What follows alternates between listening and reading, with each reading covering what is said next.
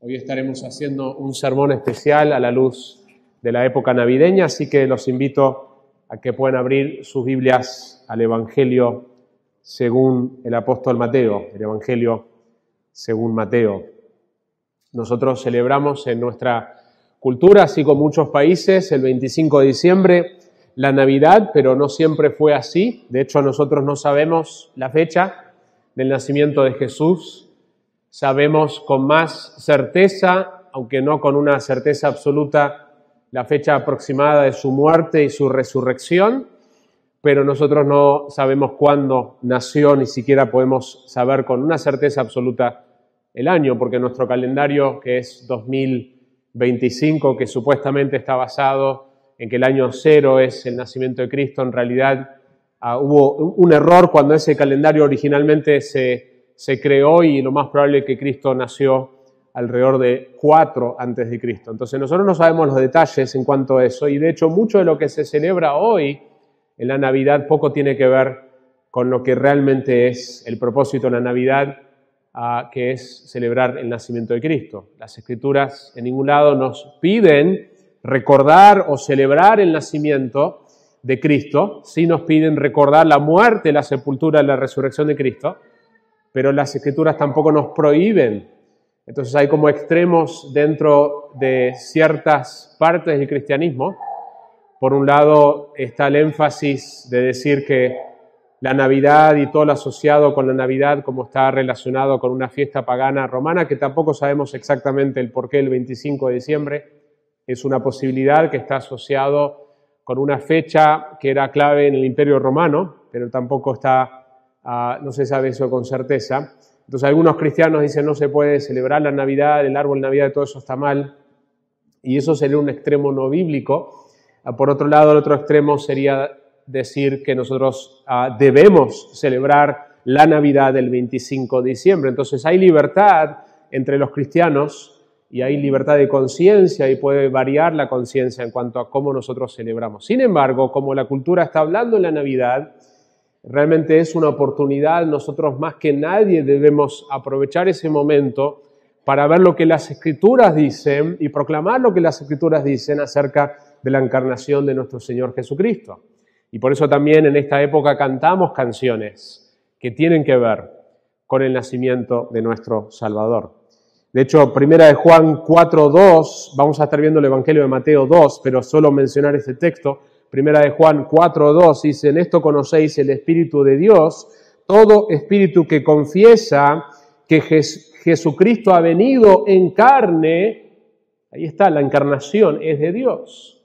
Entonces nosotros proclamamos, confesamos en la Navidad que Dios se hizo carne. Nosotros celebramos el nacimiento singular de una persona y es la única persona en la historia de la humanidad que existía antes de su nacimiento. Confesamos que Dios se hizo carne, por eso lo llamamos la encarnación y no la creación de Cristo. Es la encarnación, Cristo ya existía, Jesús ya existía desde la eternidad pasada, Jesús es Dios, es la segunda persona de la Trinidad. Así que eso es un poco en cuanto al trasfondo de la Navidad y lo que nosotros estamos queriendo hacer en estos días. Y hoy particularmente queremos usar el tiempo de la predicación expositiva, tomar una pausa del libro de Daniel y el libro de Santiago y vamos a estar viendo el Evangelio de Mateo, capítulo 2. Nosotros tenemos en el Nuevo Testamento 4 evangelios, 4 versiones de la misma realidad que tienen similitudes y tienen diferencias. Tienen similitudes porque todos hablan acerca de la persona y de la obra de Jesucristo.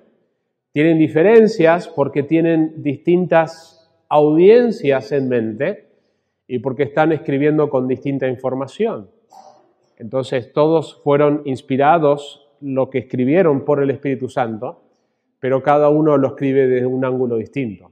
En el caso de Mateo, Mateo está pensando en su audiencia judía. Especialmente él quiere convencer a los judíos que Jesús realmente fue y es el Cristo, el Mesías. Porque el pensamiento era no puede ser, y es el pensamiento de los judíos hoy, que son judíos practicantes. Jesús no fue el Mesías, primero porque Dios no se hace hombre, y segundo porque Jesús fue crucificado.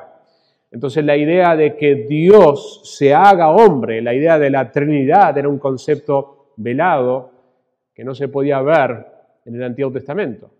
Y la idea de un Cristo, de un Mesías que primero sufre y después será glorificado y reinará también en un concepto ajeno en la mente de los judíos, a pesar de que estaba eso profetizado en el Antiguo Testamento.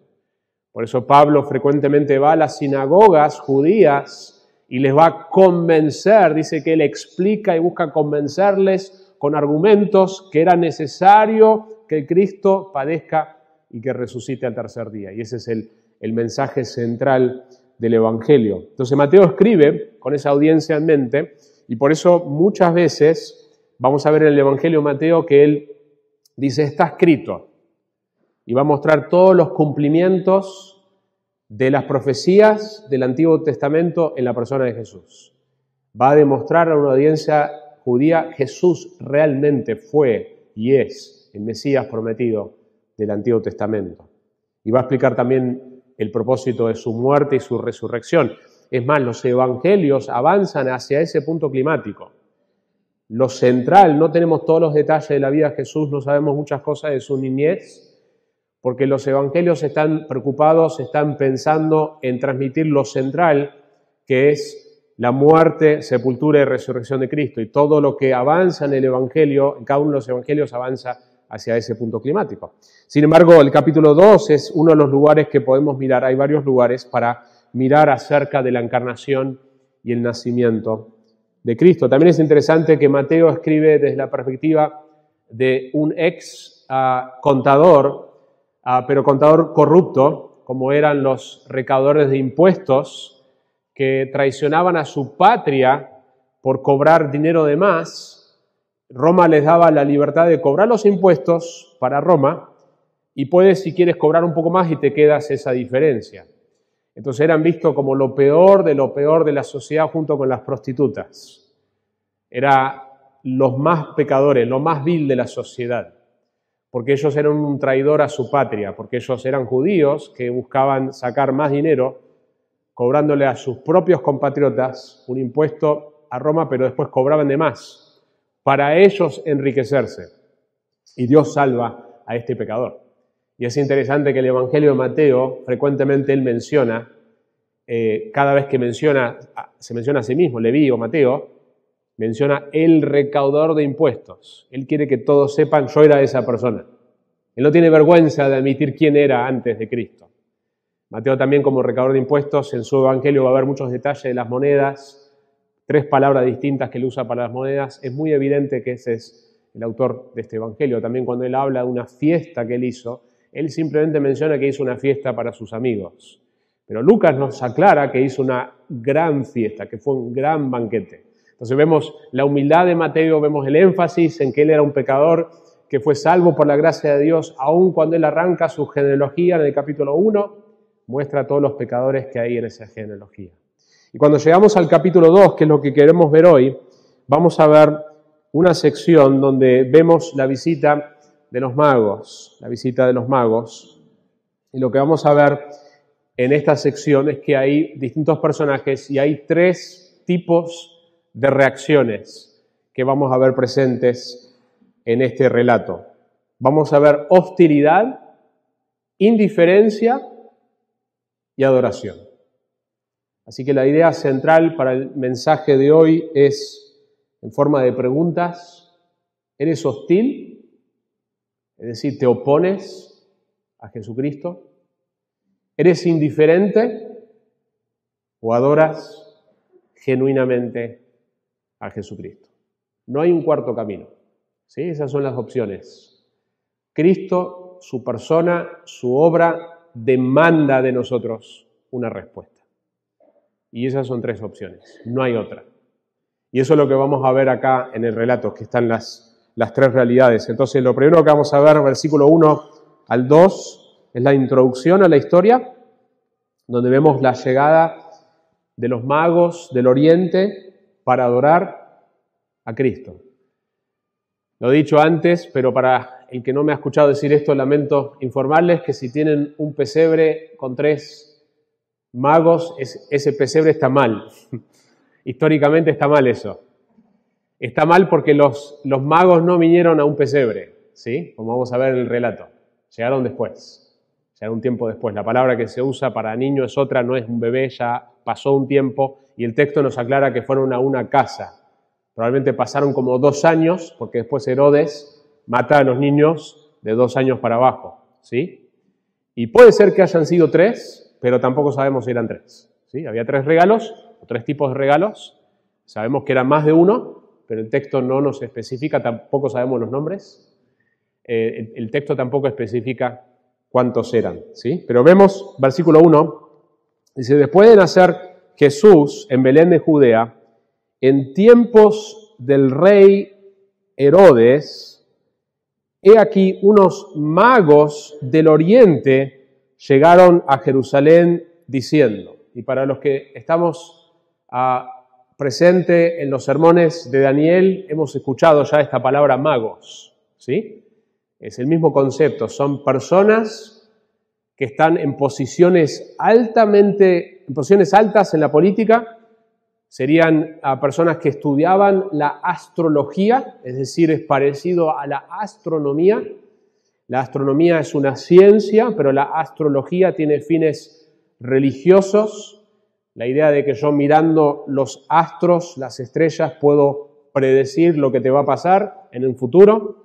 Es una religión falsa, pero ellos también, al estudiar la astrología, también estudiaban la astronomía en el sentido de que realmente hacían calculaciones científicas, pero eran consejeros al rey, intentaban predecir lo que iba a pasar o dar consejo a la luz de lo que ellos veían en las estrellas. Y nosotros no sabemos por qué ellos llegan del oriente a Jerusalén, fuera de lo que el texto dice, de que vienen a adorar a Cristo. No sabemos por qué se dieron cuenta de esta estrella, cómo fue exactamente que pasó eso. Tampoco sabemos de qué parte del oriente, pero es posible que era Persia. Es posible de que ellos hubieran estado expuestos a las escrituras del Antiguo Testamento por la influencia que Daniel tuvo en estos imperios. Daniel tuvo una influencia en Babilonia, tuvo una influencia en Persia. Entonces, podemos saber que ellos eran consejeros, que eran personas, no tanto reyes como solemos decir, sino personas de poder, de autoridad, que daban consejo a la luz de lo que ellos estaban viendo en las estrellas. Es posible que si tenían contacto con las escrituras del Antiguo Testamento, cuando ellos hablan de esta estrella, que conocían la profecía de Números 24:17 que dice esto. Balaam, el profeta pagano, hizo varias profecías ciertas y una de ellas era esta. Lo veo, pero no ahora, lo contemplo, pero no cerca. Una estrella saldrá de Jacob y un cetro se levantará de Israel que aplastará la frente de Moab y derrumbará a todos los hijos de Set. Una profecía de un gobernador y está asociado con un gobernador triunfante y está asociado con una estrella. También hay especulación de qué es esta estrella. Hay especulación si fue en ese momento, hay fechas que se han calculado de una combinación de Júpiter con otro planeta que justo se alinearon y parecía una estrella. Esa es una opción que se ha dado. Hay muchas opciones, finalmente no sabemos. Una opción también es que haya sido algo sobrenatural, que Dios como manifestó a través, su presencia a través de un pilar de fuego durante la noche y una nube durante el día con Israel, que hizo algo parecido acá, que es simplemente una manifestación sobrenatural que Dios usó para guiar a estos magos. Nosotros no podemos saberlo con certeza, pero sí sabemos que ellos entendían algo y querían adorar al Mesías prometido del Antiguo Testamento. Cuando llegamos al versículo 2, noten lo que dice. ¿Dónde está el rey de los judíos que ha nacido? Ellos tienen más confianza, tienen más certeza, más interés, habiendo viajado mucha distancia que los que están bien cerca del evento. Y la pregunta se la hacen a la gente en Jerusalén, no es una pregunta que le hacen a Herodes. Herodes después se va a involucrar. Pero inicialmente ellos llegan a Jerusalén y dice, la razón, dice, porque vimos su estrella, ellos entendieron que esa estrella, sea lo que sea, está conectado con este rey de los judíos en el oriente y hemos venido a adorarle. Así que esa es la introducción a esta historia y eso nos lleva al segundo punto, que es el primer tipo de reacción que vamos a ver hacia Jesús, que son las mismas reacciones que existen hoy en nuestra cultura, en nuestra sociedad, en nuestro mundo, y pueden ser las mismas reacciones que existan entre nosotros hoy. Y es la hostilidad de Herodes, que vamos a ver de versículo 3 al 8, pero también vamos a ver versículo 13 y versículo 16, y la pregunta es, ¿eres hostil al Jesucristo de la Biblia? Si eres hostil, la idea de la hostilidad es que hay emociones negativas y acciones negativas en contra de algo, ¿sí?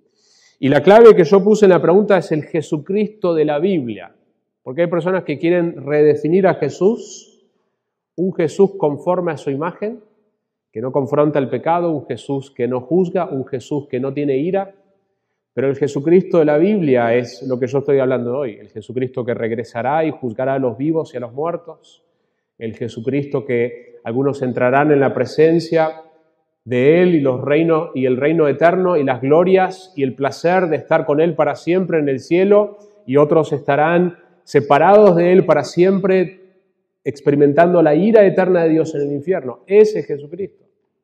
Es el Jesucristo que algunos tienen una hostilidad. Versículo 3, Herodes va a tener una hostilidad. Cuando lo oyó el rey Herodes, se turbó. Se turbó. Y esta palabra es importante que nosotros la expliquemos un poquito. Hay una reacción emocional que Herodes se entera que este grupo de extranjeros están en la ciudad de Jerusalén haciendo la pregunta, ¿dónde está el rey de los judíos? Lo más probable es que hubieran hablado con varias personas y él se entera y el texto dice que se turbó. Esta palabra turbó, el griego, que es el idioma original del Nuevo Testamento, lo traduce en otros lados, en Juan 11:33, cuando describe a Jesús frente a la tumba de Lázaro, dice Jesús se conmovió profundamente. En este caso, el uso de esa palabra es una tristeza profunda. Juan 13:21, cuando Jesús anuncia su traición, también se usa esta misma palabra que se usa para hablar de la reacción emocional de Herodes, y dice que Jesús se turbó en espíritu cuando él anuncia la traición de Judas. Y Hechos 15:24 nos habla de personas perturbadas por falsa enseñanza, es otra manera de traducir la misma palabra, una perturbación. Gálatas 1:7 también lo usa, falsos maestros que perturban el Evangelio. En todos los casos esta palabra tarazó señala algo que altera profundamente el orden normal. Esta noticia del nacimiento de un rey de los judíos altera profundamente las emociones de Herodes. Y la razón creo que ustedes ya saben cuál es.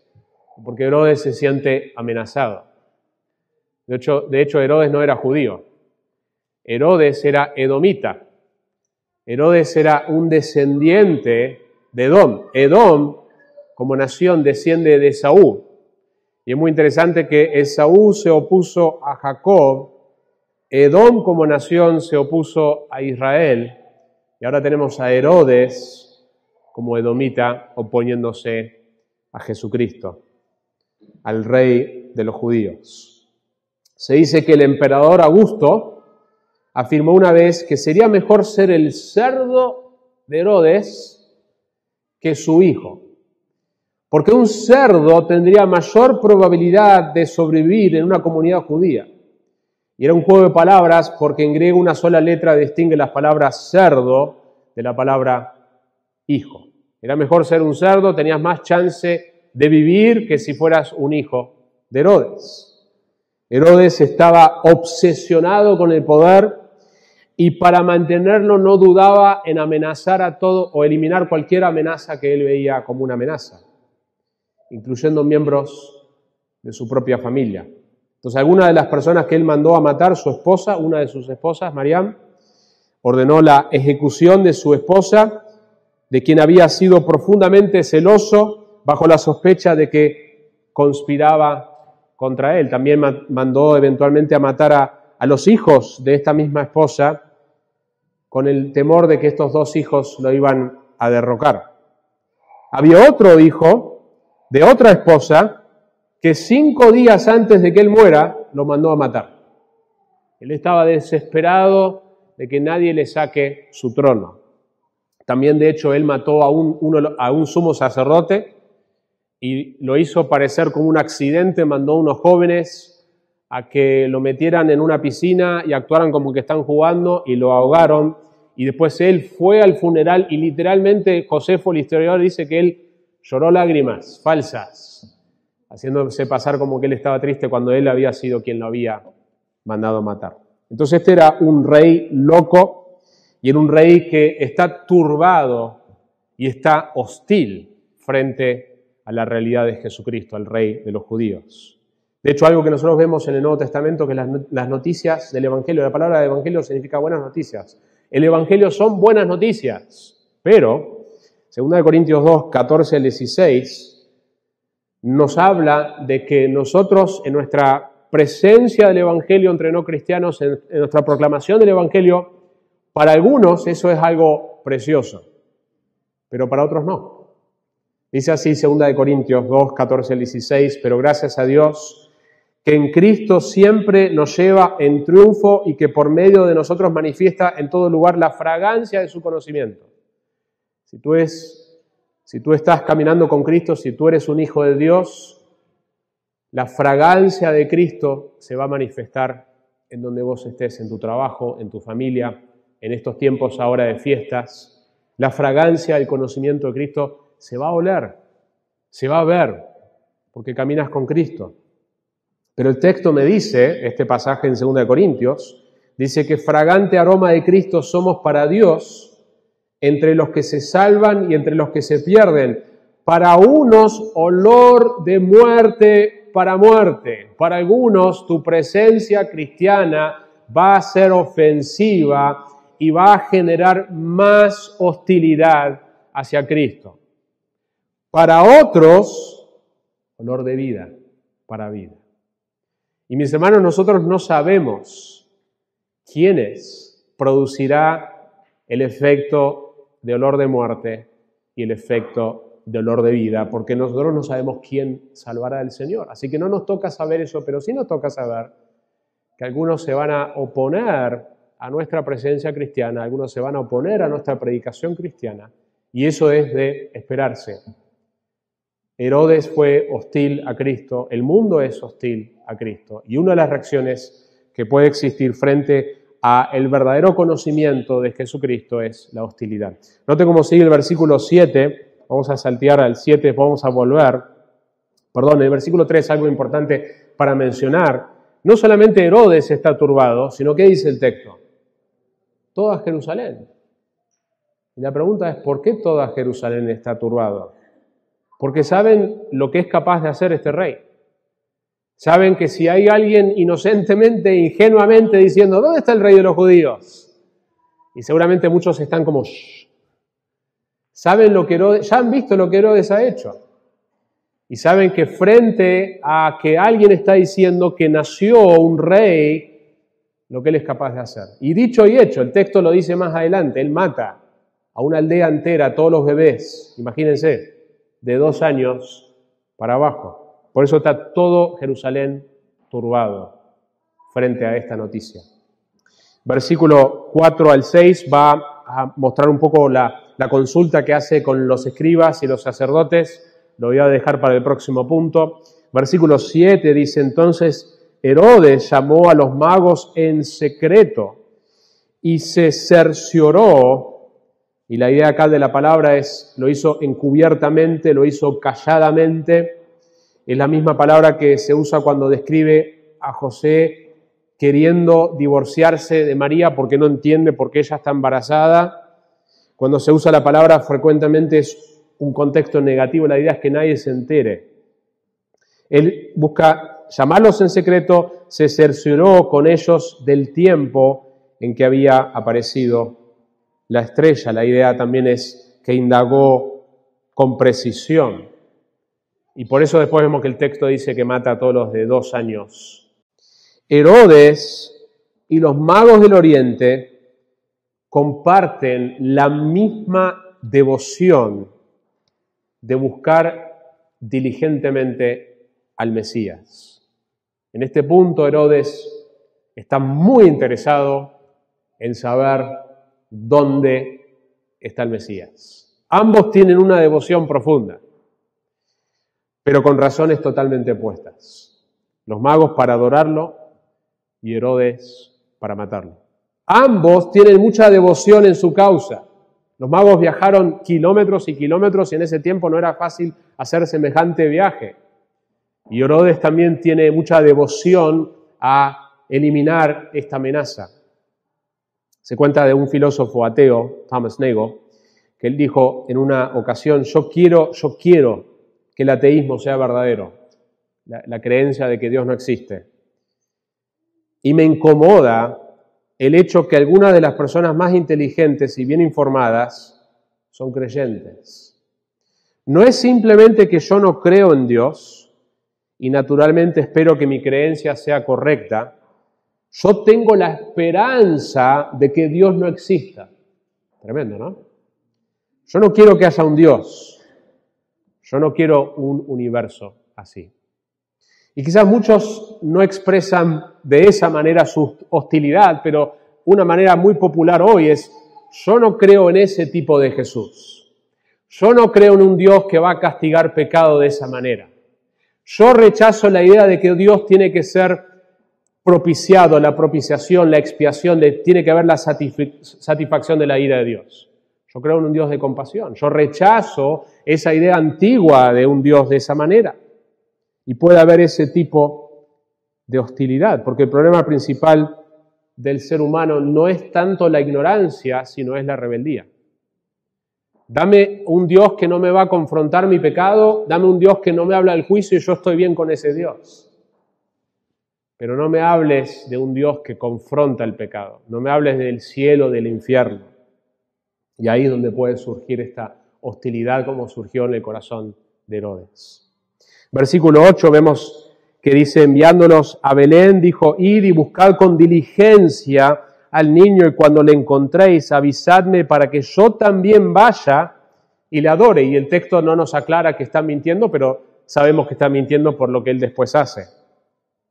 Versículo 13, después de haberse marchado ellos, cuando ya son advertidos en sueños los magos a no volver a Herodes, un ángel del Señor se le apareció a José en sueños diciendo, levántate, toma al niño y a su madre y huye a Egipto y quédate ahí hasta que yo te diga, porque Herodes va a buscar al niño para matarlo. José no tenía ninguna manera, María no tenía ninguna manera de saber esa información, pero Dios se lo reveló para proteger la vida de este bebé que tenía un momento que sí sería rechazado, pero no es el tiempo todavía. Y llegamos al versículo 16, dice entonces Herodes al verse burlado por los magos, es acá después de, justo antes de este versículo que ocurre el momento en que finalmente los magos van por su camino, se enfureció en gran manera y mandó matar a todos los niños que había en Belén y en todos sus alrededores de 2 años para abajo, según el tiempo que había averiguado de los magos. Y este evento tremendamente trágico, Mateo pausa y muestra, aún esto estaba profetizado, versículo 17, para mostrar que Jesús realmente es el Mesías prometido del Antiguo Testamento. Así que eso es lo primero que nosotros vemos acá. La primera reacción que nosotros vemos es la reacción de Herodes. Es una reacción de hostilidad. La pregunta que tenemos que hacernos es si nosotros somos hostil al Jesucristo manifiesto en la Biblia. La segunda manera de reaccionar lo vemos en el punto 3, que es la indiferencia. Y probablemente esta es la más común hoy en nuestra cultura. Hay una creciente hostilidad hacia el cristianismo, que muchos creemos que eso va solo a incrementar en los años venideros, pero quizá la expresión más común de rechazo del Evangelio no es tanto la hostilidad, sino la indiferencia. Y esto es lo que nosotros vemos en los principales, especialmente en el contexto del Occidente, Latinoamérica, Estados Unidos, Europa. Esto es lo que nosotros vemos con la indiferencia de los principales sacerdotes y los escribas del pueblo. Y tenemos que preguntarnos esto. ¿Eres indiferente a Jesús? Versículo 4, miren para atrás. Entonces, reuniendo a todos los principales sacerdotes y escribas del pueblo, indagó de ellos dónde había de nacer el Cristo. Y ellos le dijeron, ellos sabían exactamente dónde iba a nacer el Cristo. Ellos sabían de este grupo de magos del Oriente que estaban preguntando con una convicción plena. Sabemos que el rey de los judíos ha nacido. ¿Dónde está? Sabían el lugar exacto por esta profecía de Miqueas. Dice, así está escrito por el profeta. Y tú, Belén, tierra de Judá, de ningún modo eres la más pequeña entre los príncipes de Judá, porque de ti saldrá un gobernante que pastoreará a mi pueblo Israel. Mateo no cita todo el texto, pero el texto de Miqueas continúa diciendo que esta persona que va a nacer es el anciano de los días, desde antigüedad, es alguien que nace, que ya vive desde antes. Tremenda profecía. Lo interesante de esto es que nosotros vemos que el texto no muestra ningún intento de ellos de viajar 5 a 8 kilómetros. Estamos en Denton, sería como viajar a Aubrey, ni siquiera llegar hasta Louisville. No estaban dispuestos a hacer ese viaje, aunque tenían el conocimiento de las Escrituras, que era lo que todo el Antiguo Testamento estaba anticipando. Y esto nos enseña que conocimiento de la Biblia y de la teología no es lo mismo que la adoración.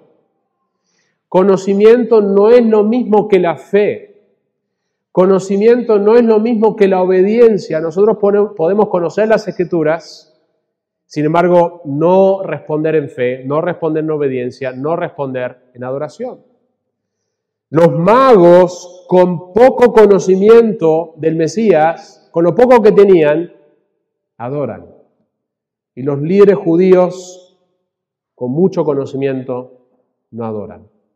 Los que estamos en esta iglesia tenemos un peligro. Nosotros tenemos el gran privilegio que muchos lugares no tienen, de poder tener domingo tras domingo la exposición fiel de la palabra de Dios. Dios nos ayude a seguir en ese camino de fidelidad. Muchas iglesias, porque hay desconocimiento, porque no hay capacitación de los pastores, no tienen esa oportunidad.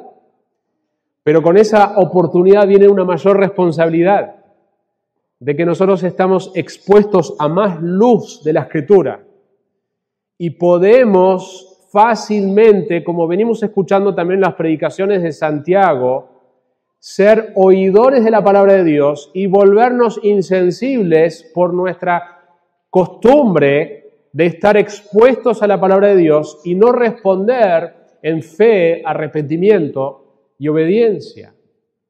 Cada domingo nosotros debemos decir, Señor, ¿qué es lo que tú quieres que yo haga con este sermón? Por eso animamos a los miembros que estemos en grupos pequeños para repasar ese sermón y buscar animarnos a la aplicación.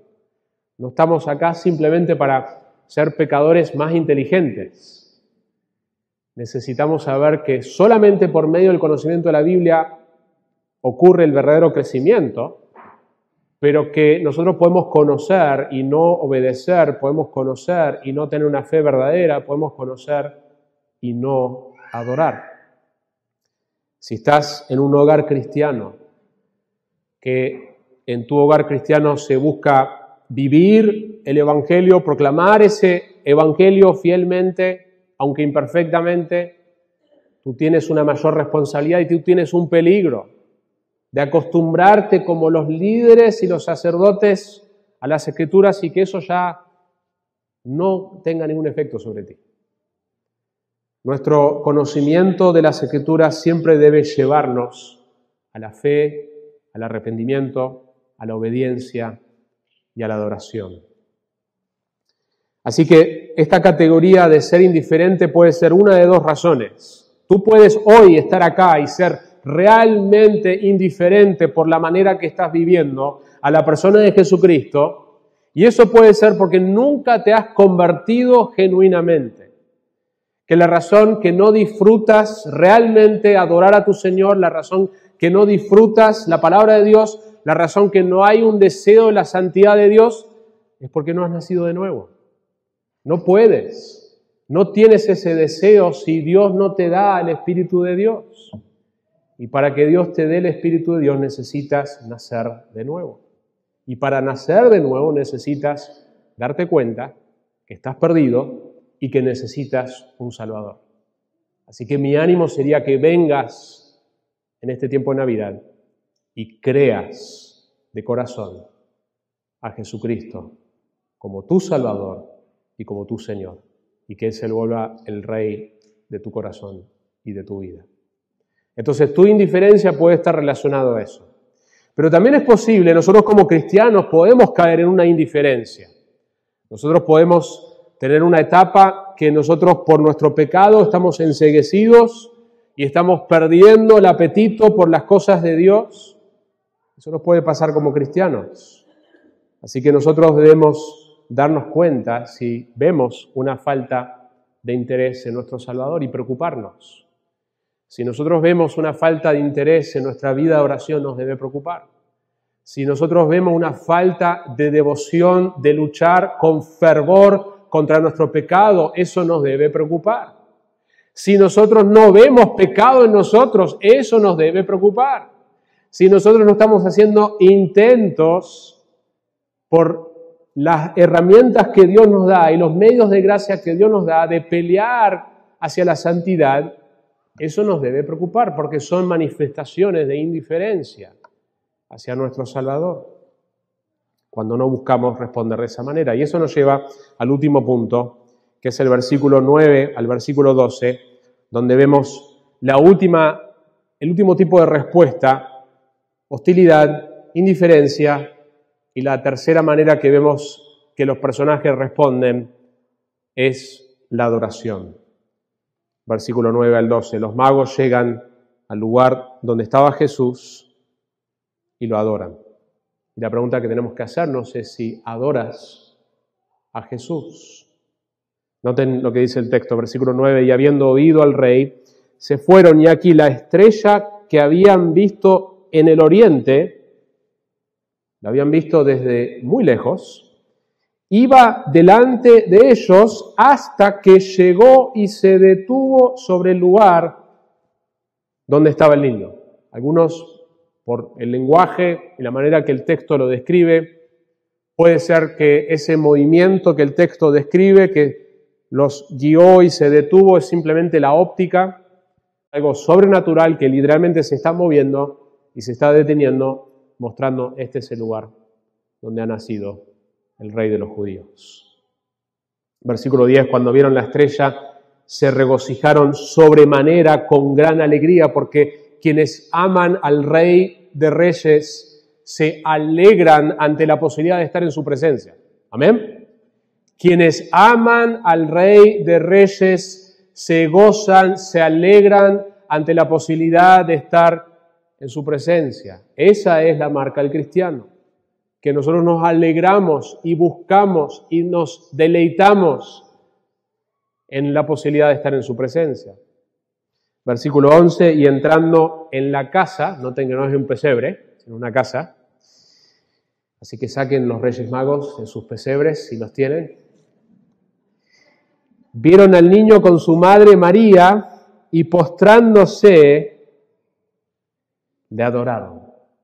Ellos entendían mucho más que los líderes religiosos, que éste merece nuestra adoración. Es el único que merece nuestra adoración.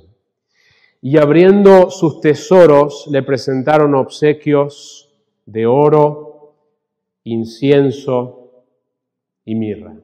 Algunos especulan con ese tipo de regalos, que el oro tiene que ver con la deidad, con que Él es Dios. Otros hablan de que el incienso tiene que ver con lo que sube a Dios, la idea de acercarnos a Dios, y que la mirra tiene que ver con su muerte. No podemos saber con certeza, pero sabemos que ellos realmente presentaron sus regalos y también probablemente que esto fue el sustento económico para que entonces José y María de bajos recursos podían hacer su viaje que tenían que hacer para escaparse de Herodes. Versículo 12 dice, habiendo sido advertidos por Dios en sueños que no volvieran a Herodes, partieron para su tierra por otro camino. Y lo que es interesante cuando vemos este relato comparado con el relato de Lucas, donde vemos a pastores que tenemos desde la clase más alta, que son estos magos, a la clase más baja, porque eso sería en ese momento la clase más baja de la sociedad, personas que trabajaban como pastores, judíos, extranjeros, de distintas clases sociales, adorando a Jesús. Son los menos esperados que ven con claridad y adoran a Jesús. Y la pregunta que tenemos que hacernos hoy es, ¿en dónde estamos? ¿Estamos hostiles hacia Jesús? ¿Estamos indiferentes? ¿O estamos genuinamente adorando? La adoración no es simplemente cantar, y eso es de suma importancia lo que nosotros hacemos los domingos. Dios ha instituido que nosotros nos congreguemos debajo de su palabra proclamada y que nos cantemos las verdades de la palabra de Dios, y es central a la vida del creyente. Pero la adoración no termina ahí.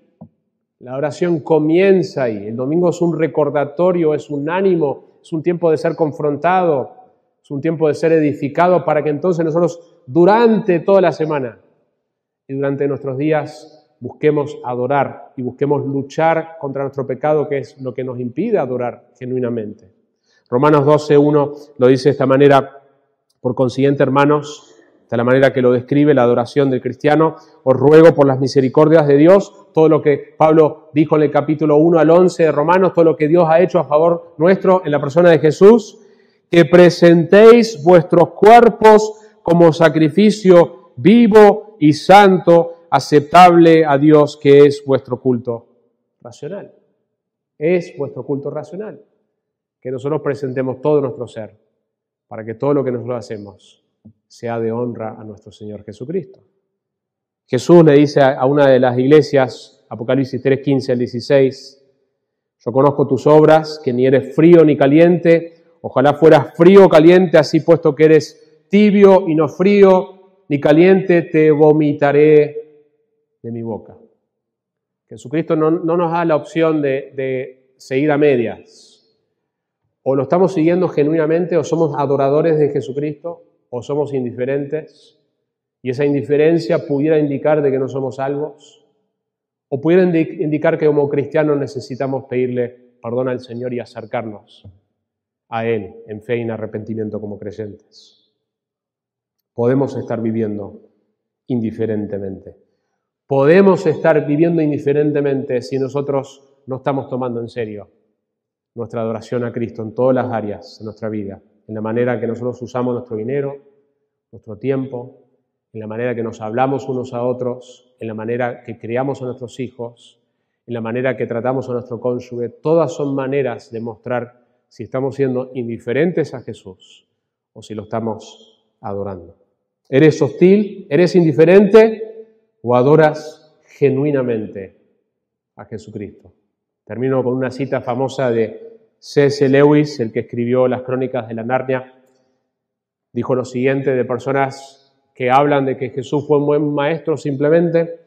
Y él dice, estoy tratando aquí de evitar que alguien diga la cosa realmente tonta que la gente suele decir acerca de él. Estoy dispuesto a aceptar a Jesús como un gran maestro moral, pero no acepto su afirmación de ser Dios. Y esto es lo que Lewis dice. Eso es algo que no debemos decir. Un hombre que fue simplemente un hombre y dijo el tipo de cosas que dijo Jesús, no sería un gran maestro moral.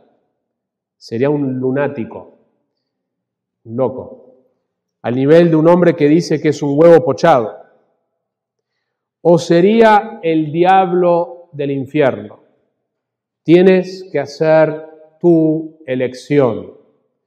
O este hombre era y es el Hijo de Dios, o bien un loco, o algo peor. Puedes callarlo por loco, puedes escupirlo y matarlo como a un demonio, o puedes caer a sus pies y llamarlo Señor y Dios. Pero no vengamos con ninguna tontería condescendiente acerca de que Él fue un gran maestro humano. Él no nos ha dejado esa opción. Oramos.